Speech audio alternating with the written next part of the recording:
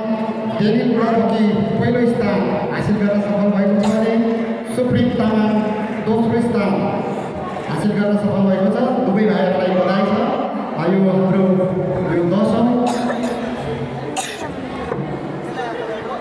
राष्ट्रिय खुल्ला कराटे प्रतियोगिता 2082 को पहिलो 7 वर्षको काँडा प्रदर्शन सम्पन्न भएको छ। अब त्यसै गरी अब हामी 8 to 9 8 देखि 9 सम्मको बोइज खेलाडीहरूको नाम बोलाउन चाहन्छु। यज्ञ प्रताप राणा,